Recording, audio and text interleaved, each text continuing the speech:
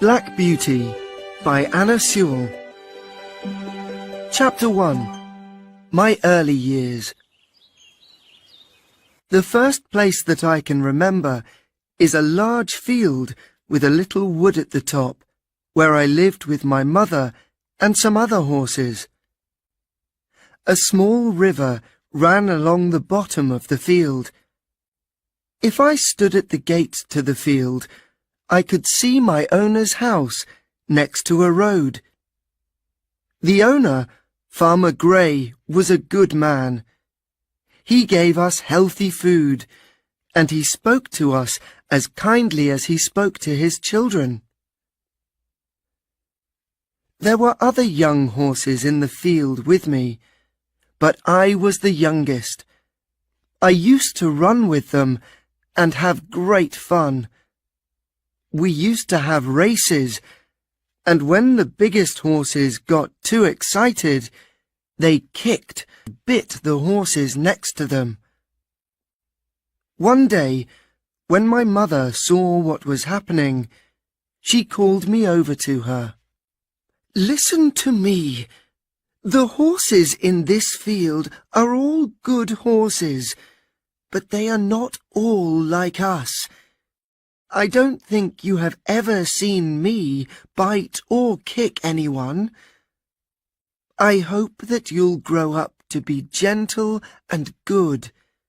Never bite or kick, even when you are just playing a game." I have never forgotten my mother's advice. I grew into a tall, strong horse with a black coat, with one white foot and a white star on my head. I soon learned how to pull a carriage. Sometimes I pulled the carriage with my mother, and she helped me to learn what to do. "The harder you work, the kinder people will be to you," my mother explained one day. "I hope you find a good owner.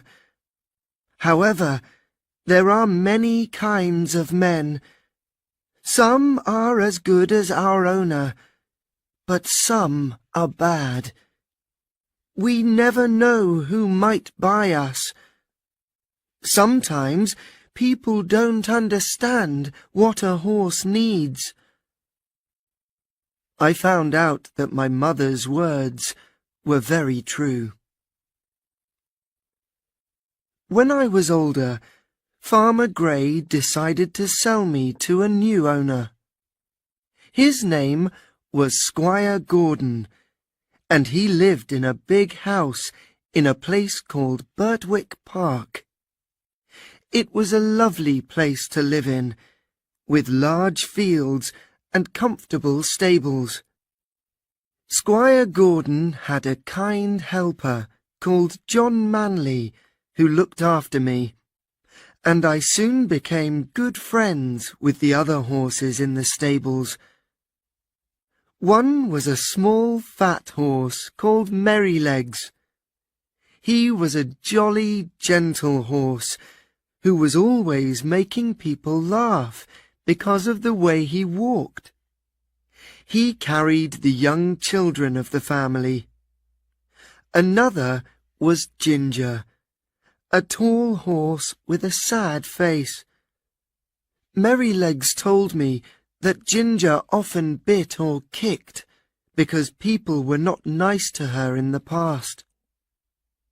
"Squire Gordon's children used to bring me apples and nice things to eat," said Merrylegs, But when they knew that Ginger bit people, they became frightened, and now they don't come to visit us horses any more. However, if people are kind to her, she'll soon learn to stop biting," he explained.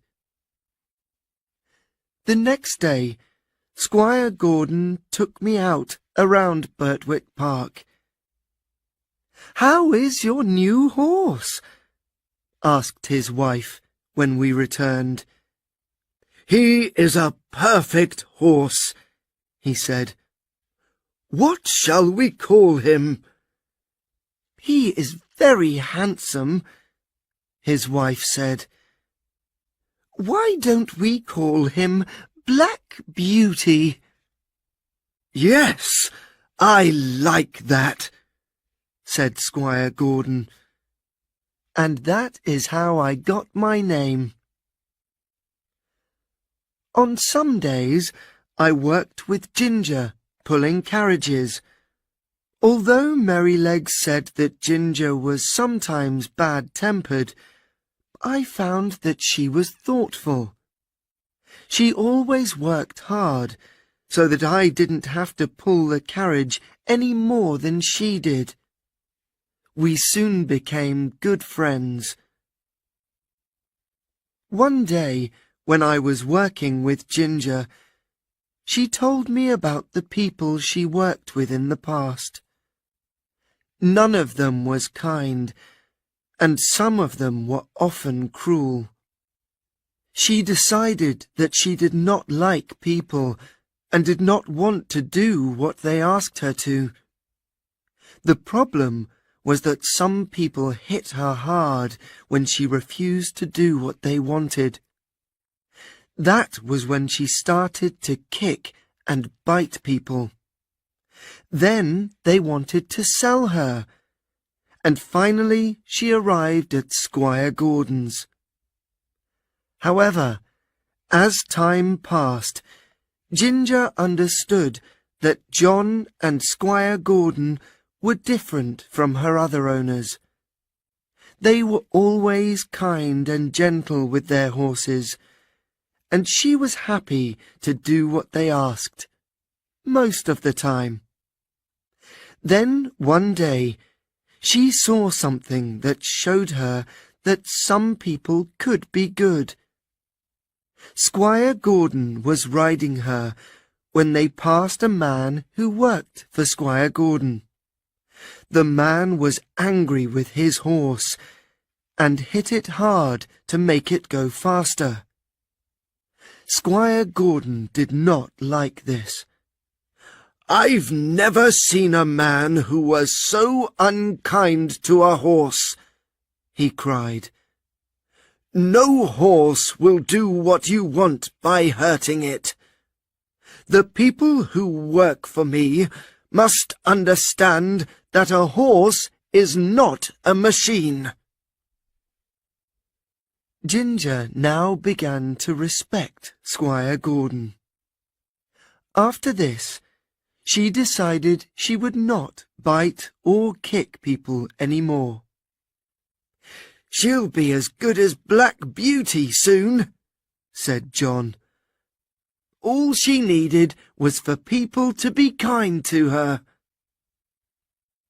One day, I was surprised when John brought Merrylegs back to the stable and said, "Don't do that again, Merrylegs, or you'll be in trouble." "What did you do?" I asked him. I was very surprised, because Merrylegs always behaved so well. "Oh, I didn't do much," said Merrylegs. "I wanted to give the boys a lesson, so I threw them on the ground." "What?" I said, very surprised. "But you were always so careful with the children." "Of course I am," he said. "I would never hurt the girls or the little children, but the older boys need a lesson sometimes. he continued. They think that a horse is like a machine, which can continue for hours without a rest. They never think that I can feel tired. So I stopped. When I did not continue, they hit me with a stick. Then I threw them off. They need to learn how a horse feels. Why didn't you kick them? Said Ginger. No, I would never do that. I threw them off because I knew it would not hurt them. If I kicked the children, I would be sold to some unkind person who would hit me all the time. We must always remember what a good place we live in.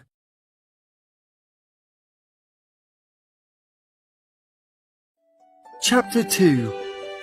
Difficult Journeys. One morning, and as soon as he said this, a big tree suddenly fell across the road in front of us with a loud crash. That was close, said Jim. Then we heard a man shout from the other side of the bridge. Stop! He called. I see, John replied. We saw the gates of Birtwick Park. I was very pleased to be home and enjoyed my evening food when another horse arrived.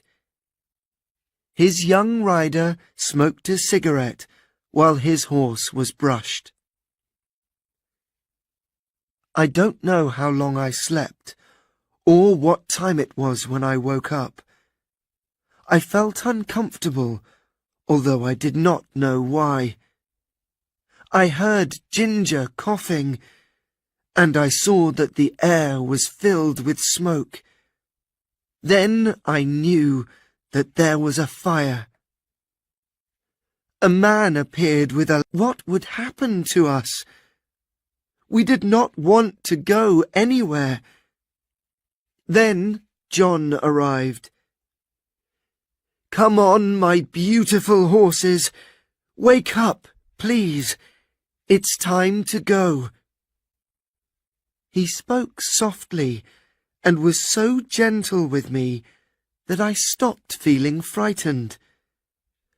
I slowly followed him out of the building and away from the fire. When I saw that I was safe, I called out for the other horses to leave. Ginger later told me that I had saved her.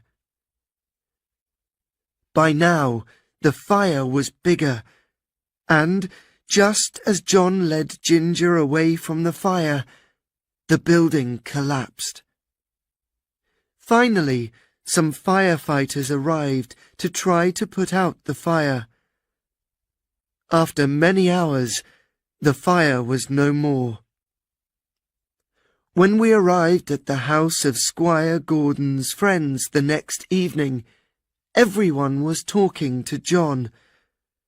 It is one of the hardest things in the world to move horses when there is a fire, said Squire Gordon's friend. What you did to help them was incredible. Chapter 3. Joe Green's Lesson. When we returned to Birtwick Park, we heard that John was to have a new helper.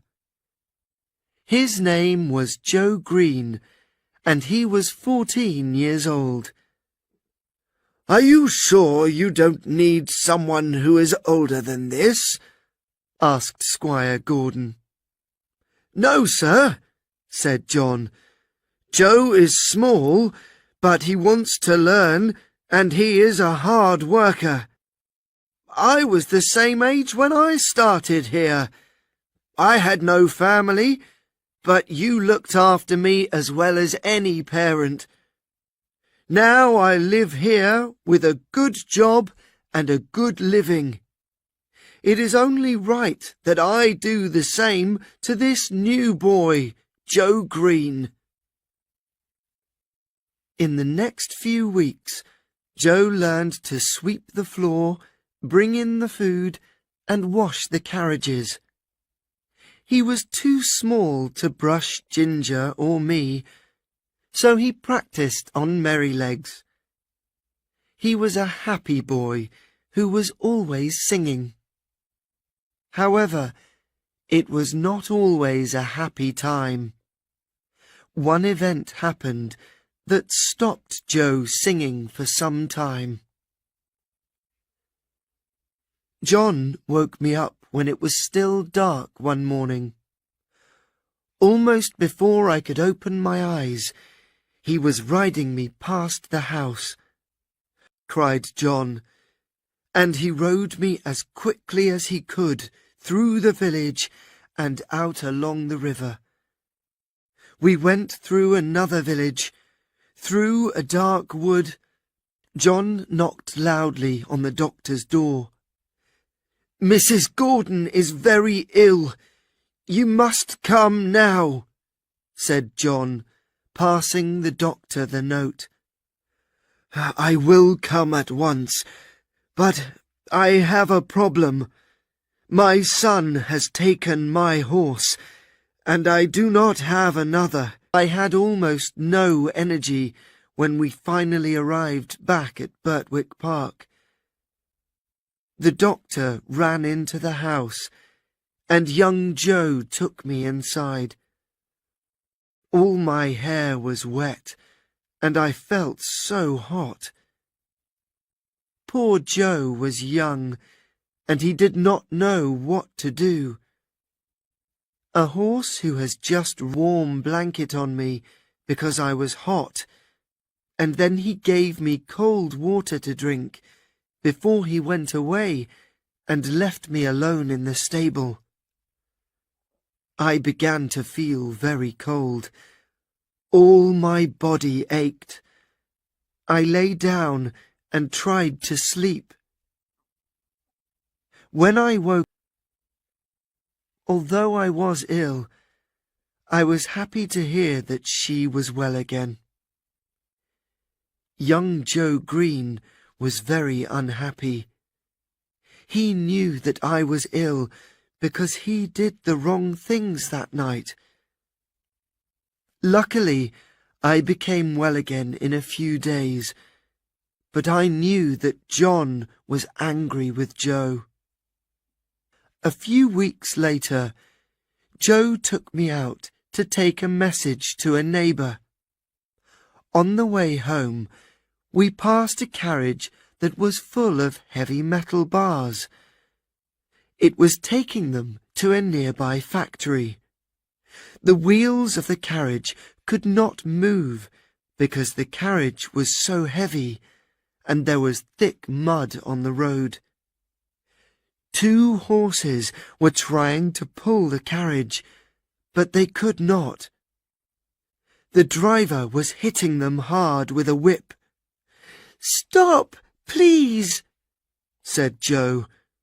"The wheels will not move in this mud."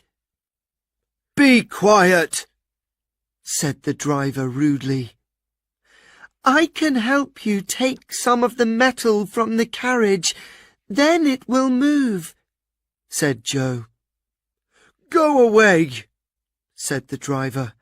"I know what I'm doing." He continued to hit the horses.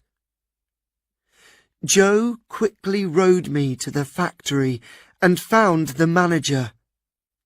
Joe told him what the man was doing. "Thank you, Joe," said the manager. "I'll deal with the man. Will you tell the police what you saw?" "Yes, I will," said Joe. The manager went to find the carriage with the metal, and Joe went home. He told John what happened. "You did the right thing," said John. We heard later that the police asked Joe about what he had seen. Joe explained very well, and when the police saw the poor horses, they sent the driver to prison for 2 or 3 months. It was wonderful to see the change that came over Joe. He learned from his mistakes to become a very good worker. John was now very pleased with him. "You look taller than you did last week," said John. Soon Joe was singing happily again every day. Unfortunately, Mrs. Gordon became ill again in the years that followed. The doctor said that she should live in a warmer climate. We heard that Squire and Mrs. Gordon were going to leave England. Everybody was very sad. All Squire Gordon's horses were sold to new owners. Ginger and I were the last horses to leave Birtwick Park, and one morning we took Squire Gordon and his wife to the railway station. We never saw them again. Ginger and I found out that we were going to live at Earlshall Park, the home of a rich earl called Smythe. John took us there the next day and told the new helper, a man called York, that we were the best horses they could have.